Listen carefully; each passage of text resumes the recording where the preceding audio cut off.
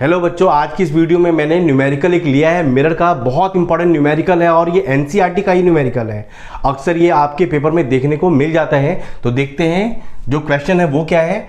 The radius of curvature of convex mirror used on a moving automobile is 2 metre. Radius of curvature कितना है? तो 2 metre. सबसे पहले मैं ये लिख लेता हूं। तो r इक्वल्स टू क्या है? 2 मीटर। जब r की वैल्यू पता हो तो आप इजीली फोकल लेंथ फाइंड कर सकते हो। किस फॉर्मूले से? तो F इक्वल्स टू क्या होता है? R अपॉन 2, यानी 2 अपॉन 2 इक्वल्स टू 1 मीटर। और आपको देखना पड़ेगा ये जो मिरर है कौन सी मिरर है? तो कॉन्वेक्स मिरर। और कॉन्वेक्स मिरर का फोकल लेंथ क्या होता है? पॉजिटिव। और यहां पर पॉजिटिव ही है तो बढ़िया बात है। A truck is coming behind it at a constant distance of 3.5 metre. जो ट्रक है वो क्या है? ऑब्जेक्ट। इसका मतलब हमारे को ऑब्जेक्ट डिस्टेंस गिवन है कितना? 3.5 मीटर। तो u मैं क्या ले लूंगा? Minus 3.5 metre. माइनस साइन क्यों मैंने लगाया है? क्योंकि आपको पता ही होगा ऑब्जेक्ट जो है हमेशा लेफ्ट साइड प्लेस करा जाता है रे डायग्राम के अंदर। इस कारण से u जो है हमेशा नेगेटिव लिया जाता है। आपको फाइंड क्या करना है? Calculate the position and the size of image to the size of the truck. यानी पोजीशन का मतलब कहां पर इमेज फॉर्म हो रही है। इसका मतलब हमें क्या फाइंड करना है? Image distance. दूसरा क्या है? Size of image. इसका मतलब HI फाइंड करना है relative to the size of the truck. यानी क्या हो गया? In relation to HO। इनकी HI की जो एग्जैक्ट वैल्यू है वो हम फाइंड नहीं कर सकते। क्यों? क्योंकि HO हमें गिवन नहीं है। तो आपको HI और HO का जो रिलेशन है वो फाइंड करना है, कितना टाइम्स है। इस तरह जो है आपको साइज ऑफ इमेज बताना है।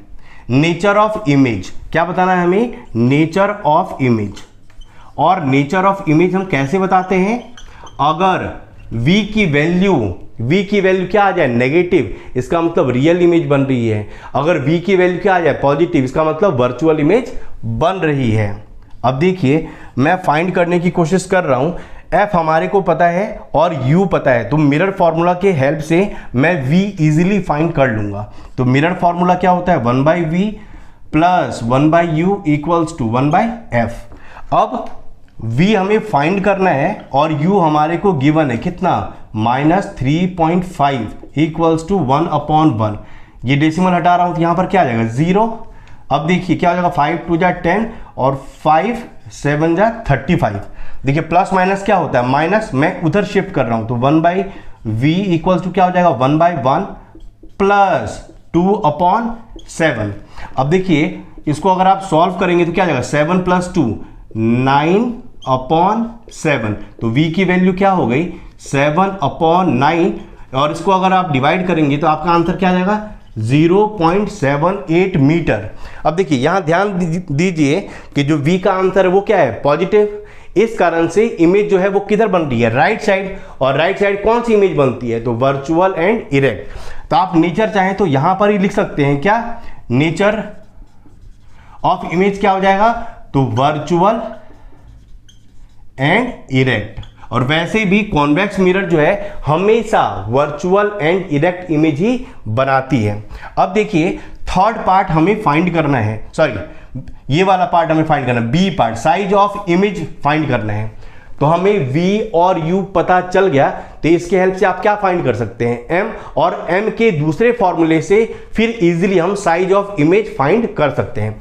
तो M का जो आंसर है वो मैं निकालने की कोशिश कर रहा हूं। तो क्या हो जाएगा? M equals to -V/U। V का आंसर क्या आया है? 0.78। तो -0.78 अपॉन -3.5। ये और ये क्या हो गया? कैंसिल। अब इसको हटा रहा हूं मैं और यहां क्या नीचे लिख रहा हूं? 100। इसको हटा के ऊपर क्या लिख रहा हूं? 10। इससे ये क्या हो गया? कैंसिल। तो M की वैल्यू क्या आ जाएगी? 78/350। जब आप इसको डिवाइड करेंगे ना तो आपका आंसर क्या आ जाएगा? 0.22। M की वैल्यू क्या आ गई? 0.22। अब हमें HI फाइंड करना है। तो M का जो दूसरा फॉर्मूला है वो क्या होता है? HI/HO। HI/HO। अब M की वैल्यू मैं यहां से पुट कर रहा हूं तो क्या हो जाएगा? 0.22 इक्वल्स टू HI/HO। HO, तो HI इक्वल्स टू क्या हो जाएगा 0.22 इंटू HO। तो आप क्या लिखेंगे, लास्ट में आप स्टेटमेंट लिख देना कि size of image is 0.22 times the size of the object, यानी जो भी इमेज बन रही है ना लगभग वो 0.22 टाइम्स होगी किसके, साइज ऑफ द ऑब्जेक्ट के। उम्मीद है मेरी ये वीडियो आपको बहुत अच्छी लगी होगी। अगर आप न्यू व्यूअर हैं जरूर मेरे चैनल को सब्सक्राइब करें।